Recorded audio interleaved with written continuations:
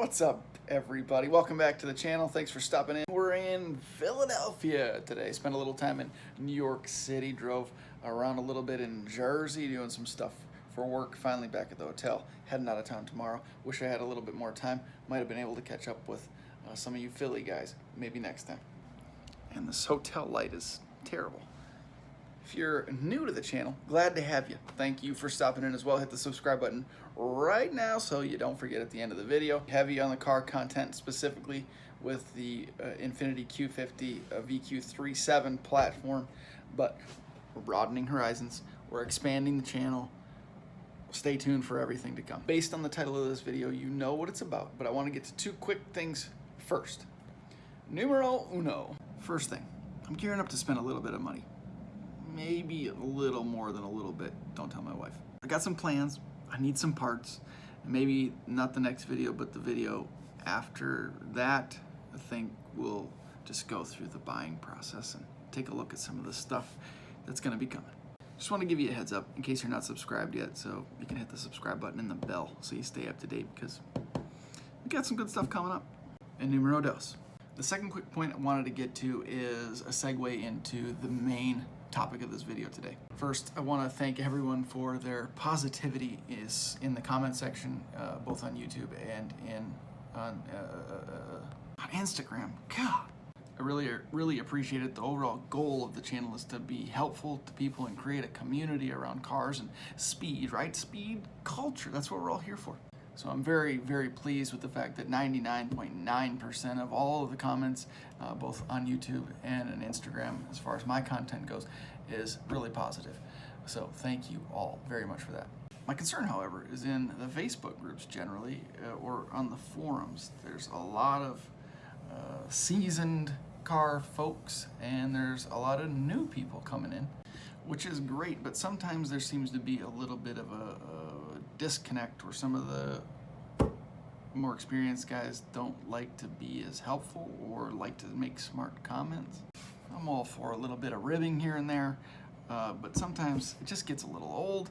So I would like to encourage everyone to be positive and be helpful, because like I said, that's what this is all about. And again, not really speaking to current subscribers because everyone's really super cool, but maybe you all can join me in trying to, push this positivity forward. How does that pertain to the big brake kit upgrade?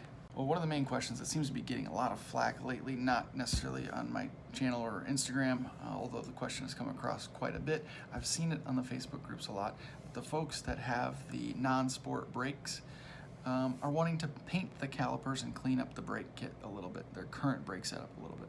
I'm just going to tell you right away, there's nothing wrong with it. Go ahead and do it. Nobody wants that weird cast-looking gray brake setup that's on the non-sport cars. It's not attractive. So if you want to clean it up and paint it a color that matches your car, do it, and don't feel bad about it. The question always pops up, how do I do this, or what should I do? And inevitably, there are people that like to throw out the comments, well, you first need to take the calipers off, cut the brake lines, and then throw them in the trash and upgrade to the Akebono big brakes. Then, of course, a discussion ensues. It turns into a debate that turns into an argument of, the small brakes, the baby brakes are worthless, and you might as well not even touch them, and blah, blah, blah. Again, it's just nonsense. Some guys are jokesters, some guys are just asses. But the fact remains that if you want to clean up your current brake setup, because the truth is that not everyone has extra money to upgrade their brakes. Other people have different priorities. Other people just don't care. So my point always is, if you want to put in the effort to clean up your car and keep it as stock as possible maybe, but just have those little extra clean touches like painting your brake calipers, you should definitely do it. All right, let's talk about this big brake kit upgrade now, shall we? Is it worth it? That's the question. What is it? Let's take a look. Let's take a gander here at the old Google. Look up Q50 big brake upgrade. Bam, bam, here we go. And this is what we're looking for. Z1 Akebono Sport Brake Upgrade Package, front and rear. Ooh, a whopping $1,598. But looks like you get a complete kit with rotors, calipers, brake pads. I don't see any stainless steel brake lines. A couple color options for your calipers, both Nissan gray and red, as well as the silver and red for Infinity. Just goes into a little bit of detail about the rotors. Drilled and slotted rotors offer more sporty look, blah, blah, blah. Looks like there's a couple different brake pad options there. You get kind of a glimpse of what they could look like with different wheel setups. I think you get the picture. So what's the point? What's the point of this big brake upgrade? Well, the rotors are larger and the calipers are larger, so a very simplistic explanation basically is the more surface area your braking surfaces are making contact with, so the brake pads with the rotors, the more stopping power you're going to have.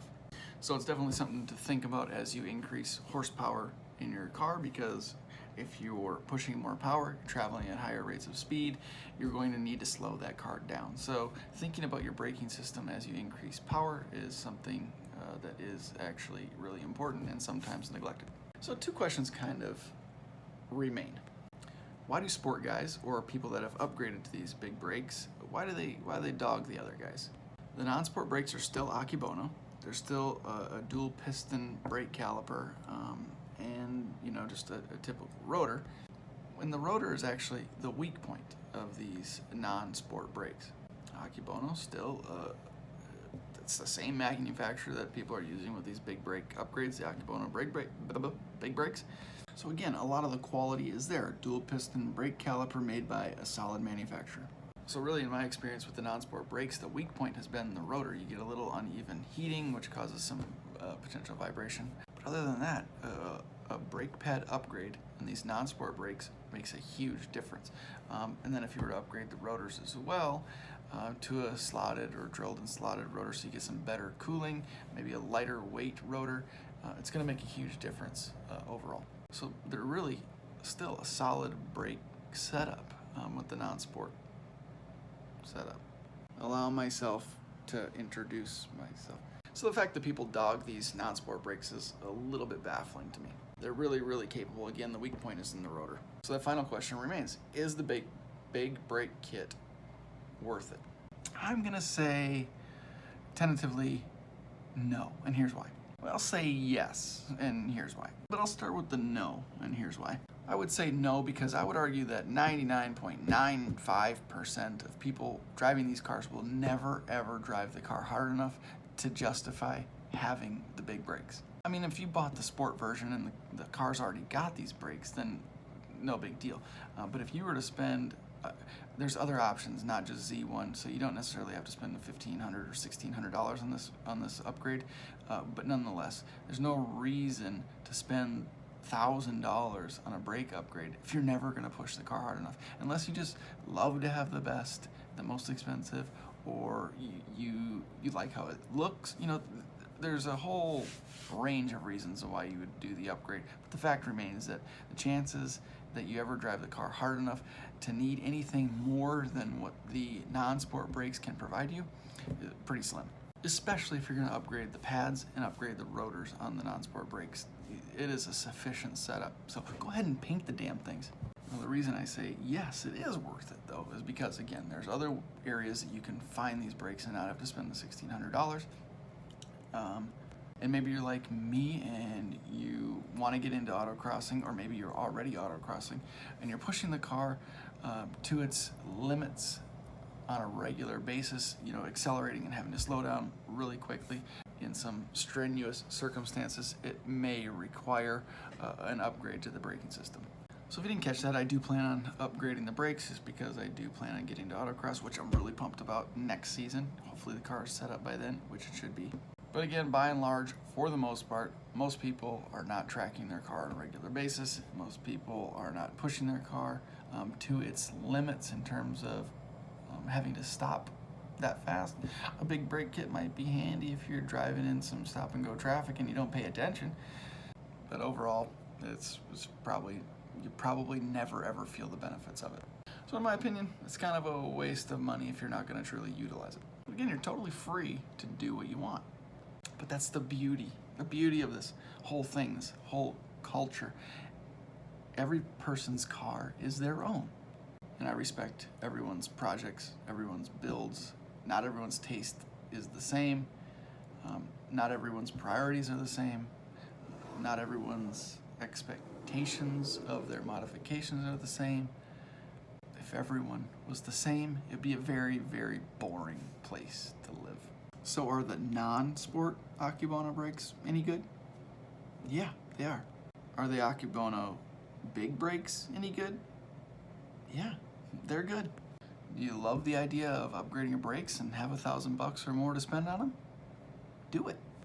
But the next time you see someone on the forums or in the Facebook groups asking if or how they should paint their non-sport brake calipers, just go ahead, give them some solid advice on how they go about completing the project, and refrain from giving them a hard time because they got a pretty decent set of brakes anyway.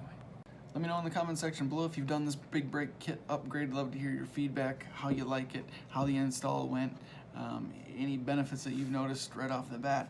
Love to hear all about it. All the information we can share is just going to help everybody else that joins the community and the group. So I appreciate your feedback very, very much. I really appreciate your support, your thumbs up, your comments, the whole 9 yards. Thank you very much for watching. See ya in the next video.